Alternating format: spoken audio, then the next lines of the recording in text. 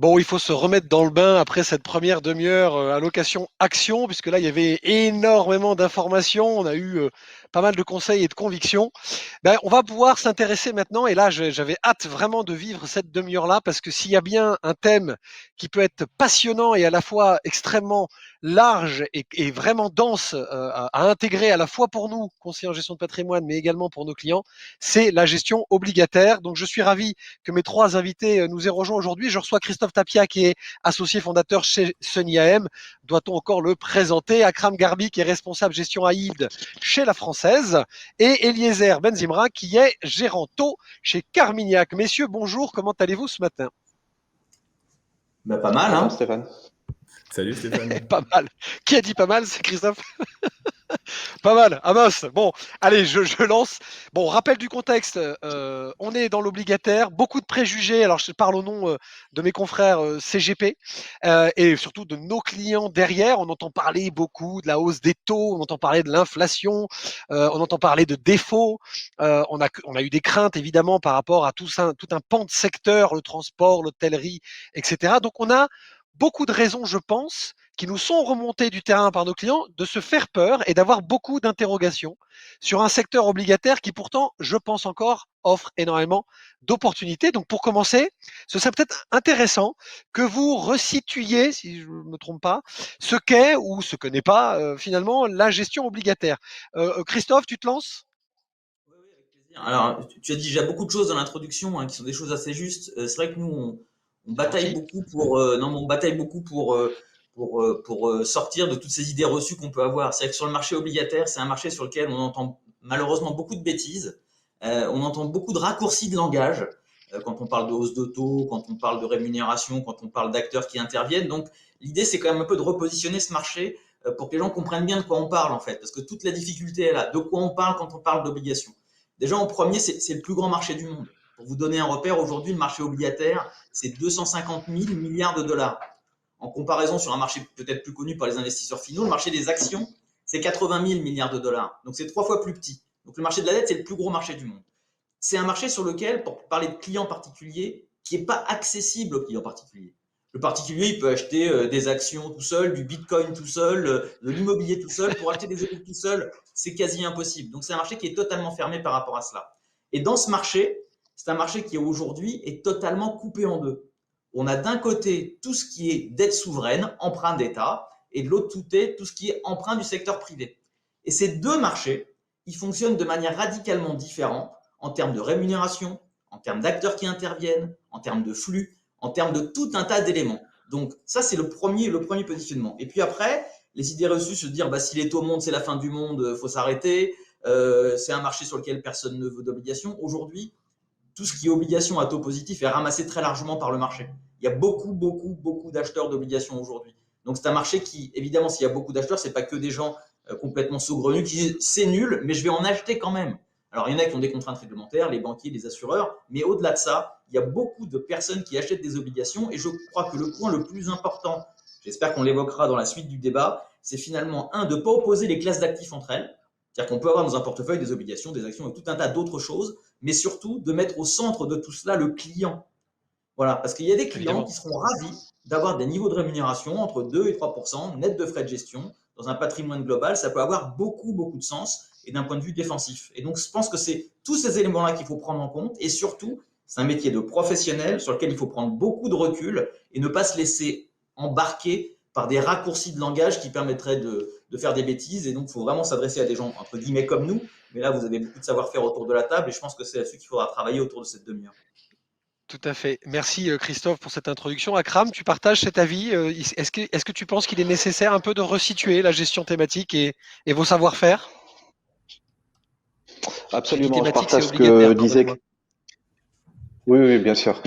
Je partage entièrement ce que disait Christophe, c'est-à-dire qu'il faut arrêter un tout petit peu l'amalgame parce qu'aujourd'hui, quand on parle de gestion obligataire, les taux sont pas intéressants, sont trop bas. Les gens font référence principalement à la dette d'État, donc la dette d'État en zone euro, la dette d'État américaine, etc. Effectivement, qui est administrée par les banques centrales et les rémunérations sont faibles. Enfin, je regarde j'ai l'écran devant moi à Bloomberg et quand vous voyez le 30 ans allemand à 0,40% de rendement, effectivement, c'est pas attractif. Et d'ailleurs, je recommande pas à les gens d'acheter ce type de dette, c'est-à-dire de se mettre long. Parce que bon, honnêtement, 0,40 en nominal sur 30 ans, si vous faites l'hypothèse d'1% d'inflation par an, vous perdez du pouvoir d'achat au bout de 30 ans. Donc clairement, c'est pas intéressant. Et nous, ça nous intéresse pas euh, ce type de dette. Là où on pense qu'il y a de la valeur, toujours il y a de la valeur et puis c'est intéressant et c'est là aussi important que les gens, les partenaires aient conscience de ça, c'est sur la dette privée, ce que disait Christophe. Donc on a deux marchés, donc on a le marché des dettes d'État et puis on a le marché des dettes privées, c'est-à-dire des entreprises et notamment les entreprises qu'on appelle high yield. Ça c'est très important. Et ça peut faire peur peut-être quand on parle d'entreprise high yield parce qu'on parle de défauts, etc.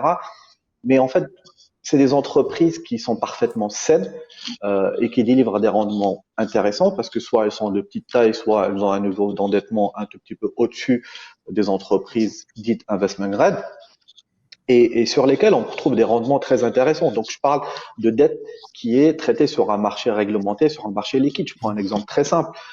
Des exemples concrets qu'on peut voir tous les jours, de type Loxam, c'est-à-dire vous achetez la dette à 6 ans de Loxam, vous avez des rendements à peu près de 5%. Je prends le cas de Verisure, tout le monde certainement vous connaissez tout ce qui est Oui, c'est des alarme, marques un connues, ouais. système d'alarme. Voilà, vous avez des rendements de 5% sur des échéances de 6 ans, 7 ans, etc. Ça en France, je prends des exemples aux États-Unis. On va y revenir, Akram, ouais, on va y revenir. Voilà, exactement. Mais ce que je veux dire, il y a toujours quelque chose, et ce type de dette, les rendements de ce type de dette, il faut comprendre, et c'est important, c'est pas corrélé au mouvement des taux d'État. C'est-à-dire, c'est pas parce que les taux d'État vont monter que vous allez Ça va perdre de avoir un l'argent. impact. Ces entre Voilà. Donc, ce type de dette, elle est décorrélée de la dette d'État, encore une fois.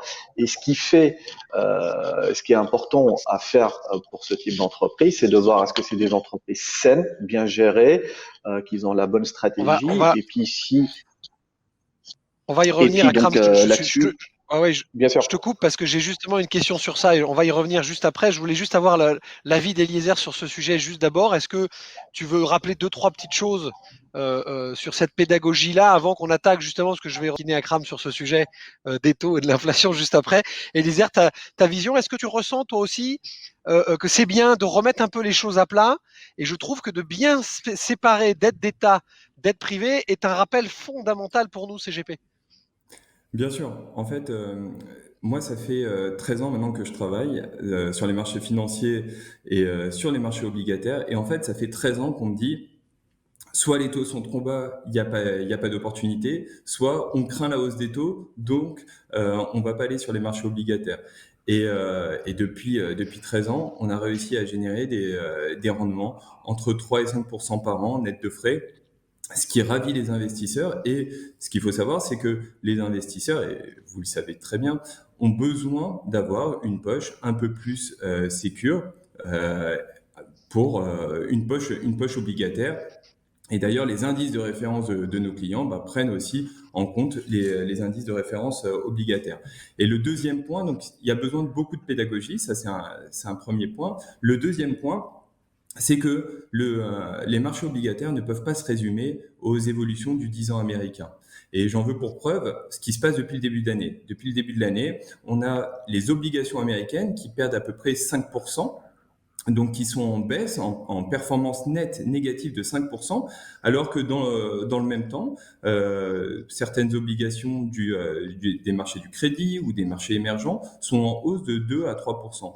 Et donc nous, ce qu'on dit chez Carmignac, c'est qu'il faut regarder les marchés obligataires, mais dans leur entièreté, dans leur globalité. Et là-dessus, on regarde les obligations souveraines, qu'elles soient développées ou émergentes, dans le crédit, l'investment grade, le high yield, les subordonnées financières, les obligations convertibles. Il faut avoir aussi une gestion de la sensibilité qui soit extrêmement large et flexible, pouvant aller en duration négative, c'est-à-dire avoir une exposition au risque de taux négatif, ou à l'inverse, lorsqu'on anticipe des périodes beaucoup plus compliquées sur les marchés, avoir une sensibilité, c'est-à-dire une exposition au risque de taux extrêmement positif.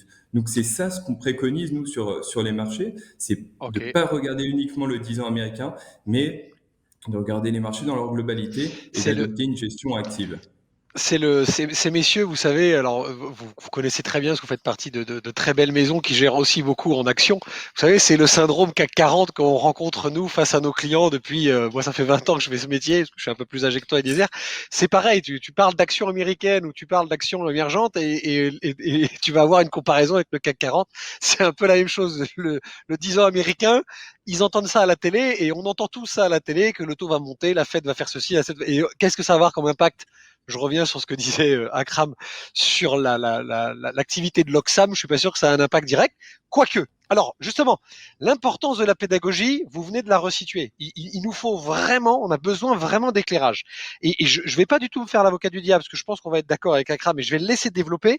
Il y a un vrai sujet en ce moment de remontée des taux et d'inflation américaine, européenne, peu importe. Qu'est-ce qu'on doit se dire?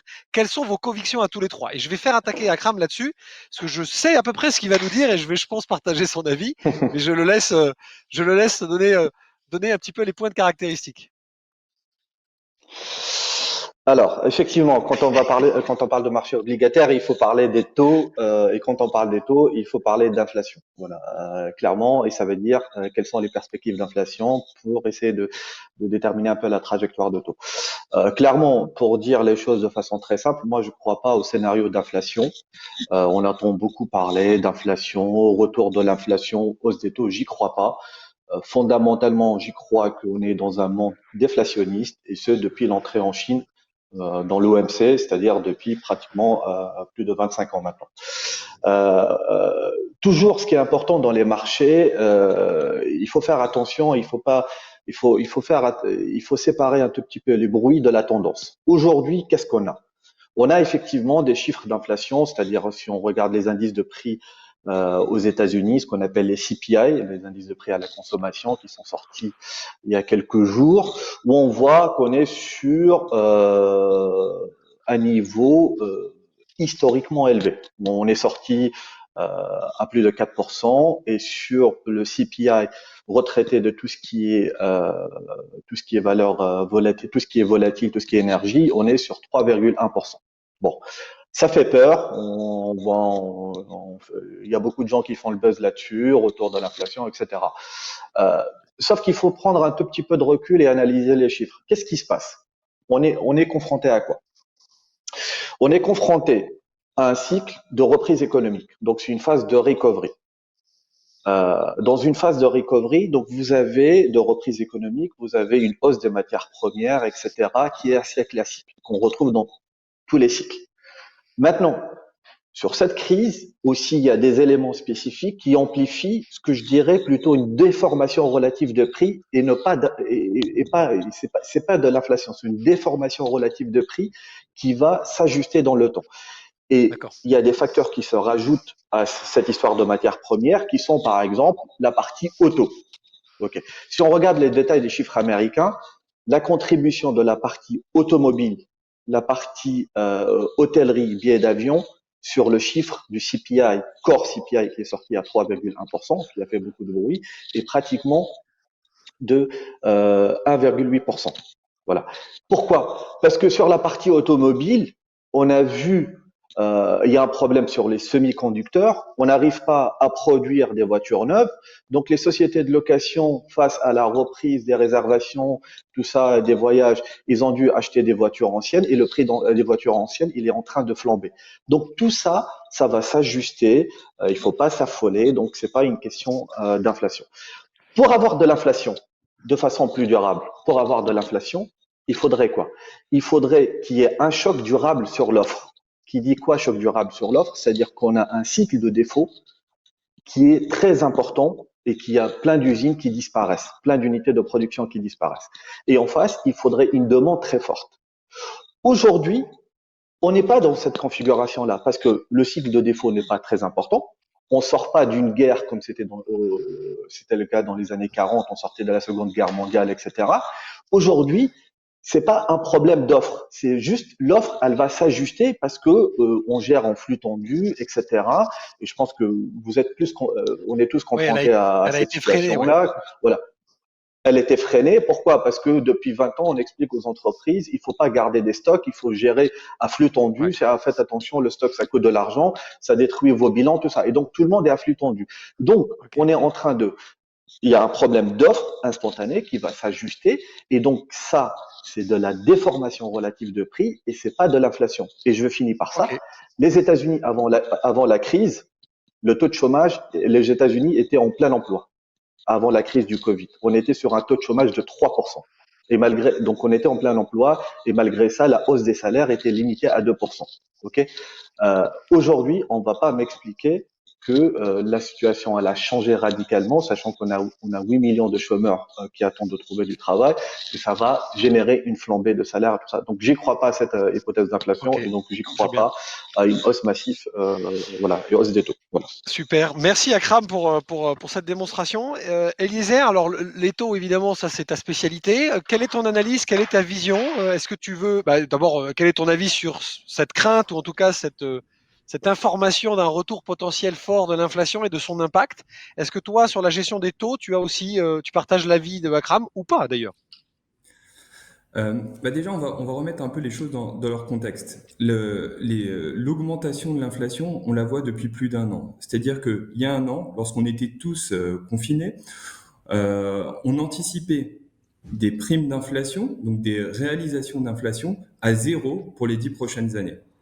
Très juste. Depuis, avec la réouverture des économies, avec la remontée forte de toutes les matières premières, on anticipe maintenant des primes d'inflation plutôt entre 2 et 2,5, notamment aux États-Unis. Et là-dessus, il faut y voir deux impacts. Le premier, l'impact de la réouverture, je l'ai dit. Le deuxième, l'impact des autorités. En fait, les gouvernements américains, et notamment depuis que le Sénat américain est passé démocrate début janvier, fait tout pour relancer l'inflation. C'est-à-dire que tous les jours, on entend, et d'ailleurs on en perd un peu les pédales, mais tous les jours on entend des 2 trillions par-ci, des 3 trillions par-là, etc., des plans de relance aux États-Unis. Et tout ça, ça a un impact inflationniste. Donc là-dessus, moi je suis pas d'accord avec Akram. Je pense qu'il y a une poussée inflationniste, notamment aux États-Unis, et Elle est peut-être provoquée, on est d'accord, l'écueil, Eliezer. elle est provoquée, bien Elle est sûr, provoquée. Ouais. elle Ok. est Ouais, mais complètement donc provoquée elle est un par peu les artificielle autorités. puisqu'elle est provoquée. Ok. Oui, mais elle peut, ça, pour l'instant, elle est complètement sous contrôle de la Réserve fédérale, et ça, c'est l'autre pendant, en fait, aux autorités face aux autorités budgétaires. Derrière, on a la Banque centrale, pour l'instant, qui maîtrise bien, on n'anticipe pas de crainte inflationniste, mais par contre, d'être dans ce monde d'après avec un peu plus d'inflation aux États-Unis, je pense que c'est une hypothèse de travail qu'il faut prendre en compte. Et par contre, il ne faut pas, on va dire, retranscrire ce même cadre-là dans toutes les zones, et notamment en Europe. En Europe, là où les marchés aussi anticipent beaucoup plus d'inflation qu'avant la crise, là, nous, on ne pense pas que le monde d'après en Europe sera plus inflationniste. Pourquoi? Parce que on voit bien, on a déjà du mal à recevoir l'argent du premier Recovery Fund, du premier plan de recouvrement européen qui a été signé et approuvé il y a plus d'un an. Donc Ouais. là-dessus, beaucoup plus de retard à l'allumage et donc beaucoup moins d'inflation potentielle. Ok. Tu vois une différence parce que moi j'entends le discours d'Akram et je partage aussi ton avis. Ce qu'il faut se dire, je pense en tout cas, est-ce qu'on se trompe de penser qu'il y a une inflation, on va dire européenne, qui pourrait être une inflation un peu plus technique, un peu plus logique, vraiment basée sur une contraction des taux, donc des prix qui augmentent, etc. Et cette inflation américaine, j'ai quand même la sensation, Eliezer, que l'administration Biden a un peu décidé de mettre l'économie américaine volontairement en surchauffe, en espérant créer une inflation, donc de l'inflation sur les salaires. Tu vois le côté un peu, cette fameuse gauche américaine, si on peut appeler ça comme ça, qui manipule un peu le truc. Et c'est là où je partagerai un peu l'avis d'Akram, parce que ça va c'est ponctuel. Tu vois ce que je veux dire?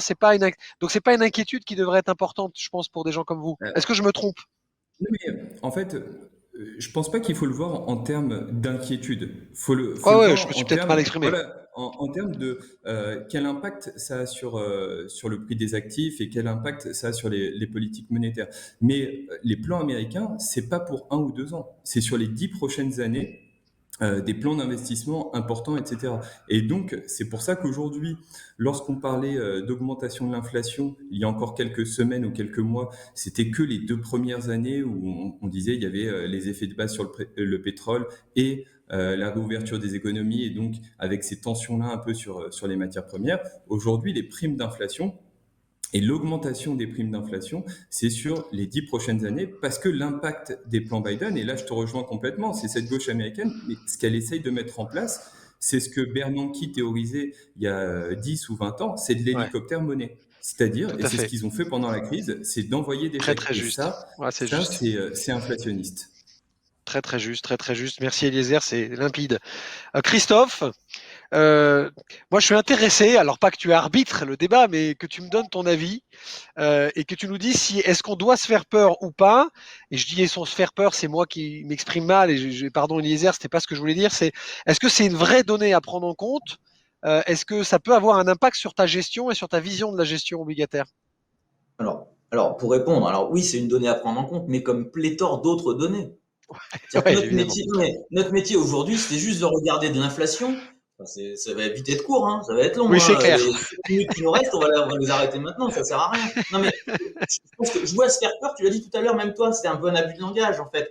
C'est-à-dire agiter le chiffon rouge tout le temps, crier au loup. Je pense que notre métier, c'est de pas être dogmatique et d'être le plus pragmatique possible. Je disais tout à l'heure en introduction sur un univers finalement sur lequel on entend beaucoup, beaucoup de choses. Nous, quand on se lève le matin, quand on est devant nos écrans, c'est de se dire bah, finalement comment je vais aller générer de la performance, à quoi je dois faire attention, mais on fait attention à 1000 choses. On fait attention à l'inflation, on fait attention au taux long, on fait attention au taux court, on fait attention au taux de défaut. Et ça, c'est notre univers au quotidien. C'est Monsieur Jourdain qui fait de la prose. Nous, la question qu'on se pose, c'est que finalement, est-ce qu'on arrive à répondre à un besoin de client à un moment donné dans l'univers des possibles qui est avec nous? Et il se trouve que dans l'univers obligataire, ce champ des possibles, il est très très large.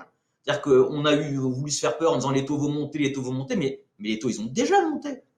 Ouais, Depuis le début de c'est l'année, les juste. taux, ils ont C'est très monté. juste. En C'est très Europe, très ils ont juste. monté, aux États-Unis, ils ont monté, et tous nos fonds obligataires, ils sont en performance positive.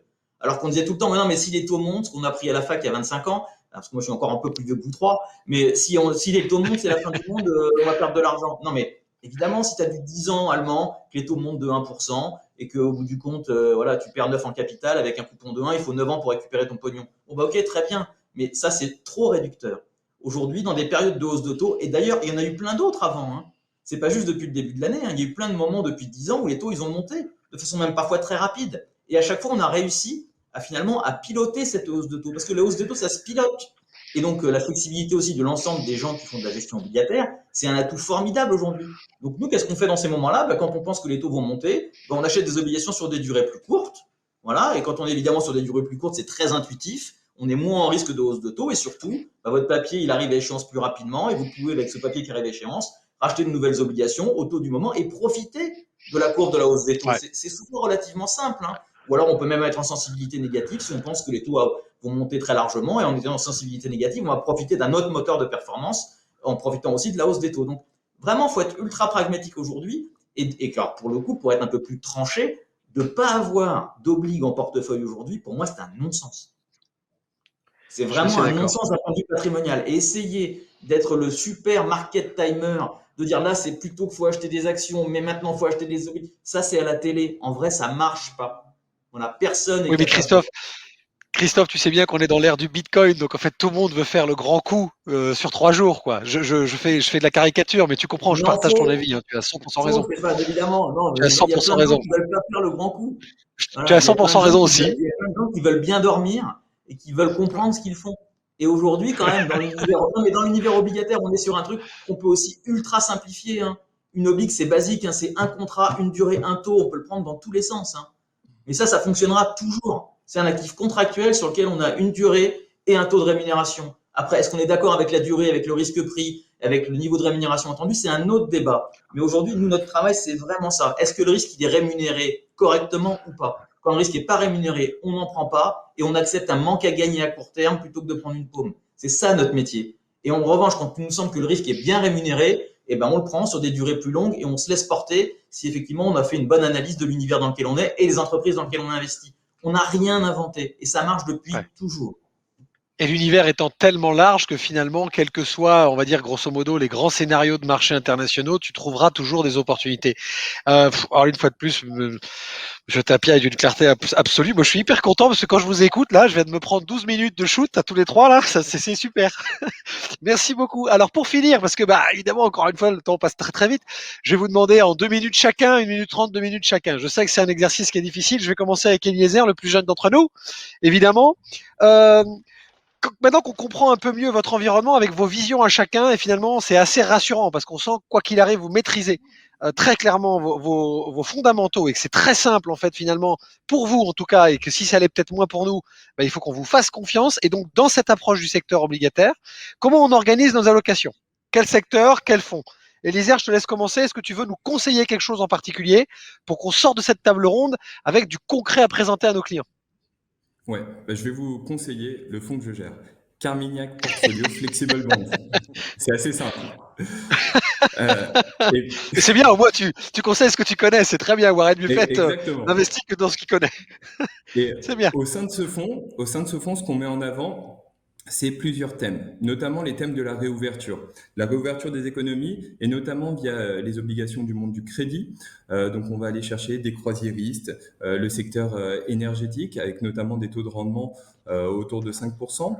On va aussi chercher tout ce qui est obligations subordonnées financières, là aussi qui bénéficient du soutien des banques centrales et de la réglementation européenne étant très drastique. Du coup, les banques européennes sont très bien gérées et donc ça en fait que ces obligations sont extrêmement intéressantes avec des niveaux de valorisation là aussi entre 4 et 5% de taux de rendement, ce qui en fait aussi des obligations extrêmement attractives. Et enfin, on pense que les obligations émergentes, qu'elles soient souveraines ou du monde du crédit, devrait aussi très bien se comporter dans cet environnement où on voit un peu plus d'inflation aux États-Unis. Et pour gérer ce risque inflationniste, on va prendre des positions négatives en sensibilité, donc avec une exposition négative au risque de taux, notamment sur les courbes anglaises ou américaines, sur lesquelles on anticipe un rebond de l'activité et de l'inflation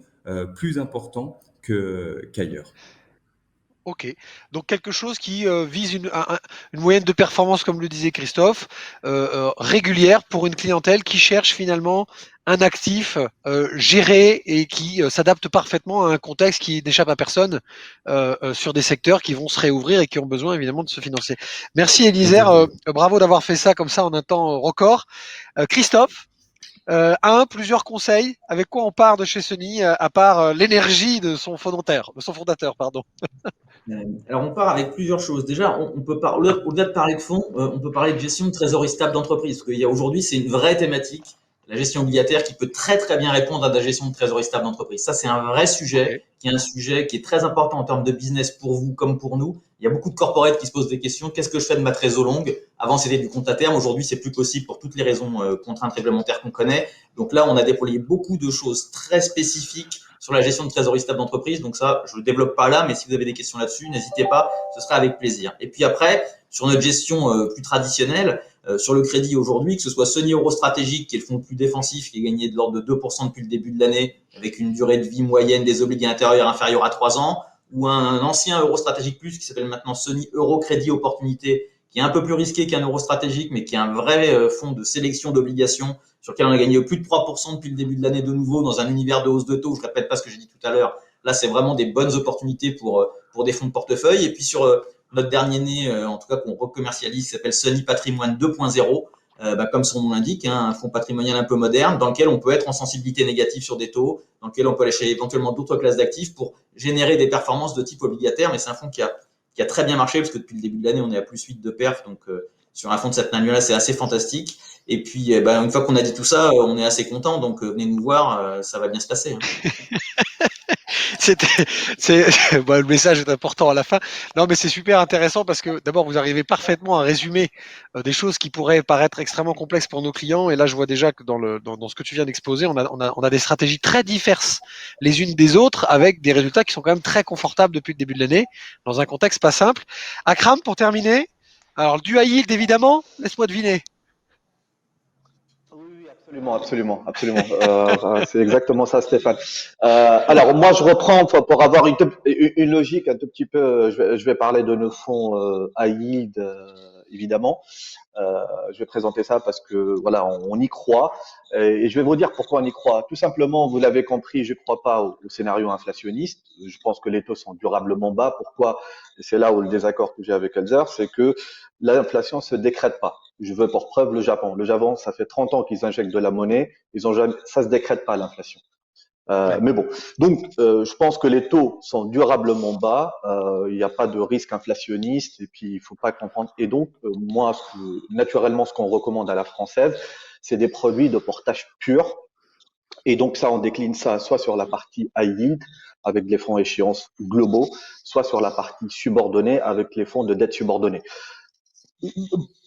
Plus globalement, pour moi, un produit d'épargne doit répondre à trois critères. Un, il faudrait qu'il fait sens.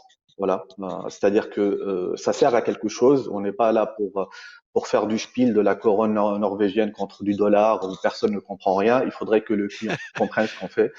Tout à fait. Voilà. Deux, il faudrait que ça répond à un contexte qui est le contexte de rendement. Je pense aujourd'hui la question qui va se poser dans les prochaines années, c'est où est-ce que je peux trouver du rendement. Je rejoins parfaitement Christophe là-dessus, c'est-à-dire que il faut trouver une solution qui donne du rendement et si elle peut être liquide, c'est tant mieux. Ce qu'on essaie de faire sur la partie crédit, notamment la partie AI des subordonnés. Et puis trois, et c'est très important, vraiment très important, parce que je pense qu'il y a eu quelques traumatismes l'année dernière, c'était il y a des produits phares, les gens étaient déçus. Il faudrait que le produit soit compris par le client. Et il faudrait Ouais. que le client, au final, comprenne leurs risques. Et donc, on essaie de déployer ça à travers nous des solutions pures, simples à comprendre, de ce qu'on appelle des fonds à échéance. Alors, l'avantage, c'est qu'ils ont une exposition globale, c'est-à-dire on investit sur le marché américain où on est très présent, sur les marchés émergents Ok. aussi, on pense qu'il y a des opportunités, sur le marché européen avec une très forte diversification. L'objectif, c'est de délivrer un rendement net autour de 3,5 net des frais de gestion pour les particuliers, 4 pour les instituts parce que les frais de gestion sont plus bas. Et donc, c'est d'avoir une sorte de visibilité sur la trajectoire de l'AVL, puisqu'on peut Ok. estimer de façon très précise en fonction, prenant des scénarios de taux de défaut sur le marché de réinvestissement, quelle sera la performance finale du client. Et ça, c'est très important pour lui, pour qu'ils aient des points de repère et puis surtout que la stratégie soit lisible. Donc, on fait ça au travers de Ok. Rendement Global 2028, donc qui est notre nouveau fonds à échéance. On a la gamme subordonnée C'est- à travers Subdebt aussi. Voilà. Donc, Merci Akram. Alors il y a plein de choses à faire. c'était 1 minute 30 qui fait 3 minutes, Juste mais pour, vas-y, juste, termine. juste pour finir, Stéphane, juste pour finir, parce que c'est important, où on organise un webinar sur les perspectives du marché crédit le Et il 15 parle de la juin. concurrence en plus. Et voilà. Il parle de la concurrence, non?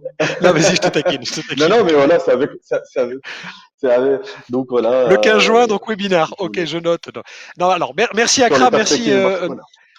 Ok, merci messieurs. Juste, Avec plaisir. c'est important parce que je rebondis sur ce que disait Akram. Souvent, et Christophe l'a bien rappelé, l'obligataire a du sens hein, dans des allocations.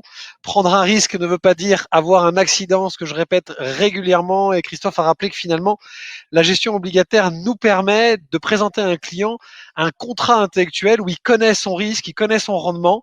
Et finalement, quelque part, c'est beaucoup plus patrimonial que les grands lendemains qu'on peut imaginer avec du Bitcoin ou de Bitcoin pardon ou de l'action ou du crowdfunding, etc., etc. Donc merci messieurs d'avoir rappelé ces fondamentaux.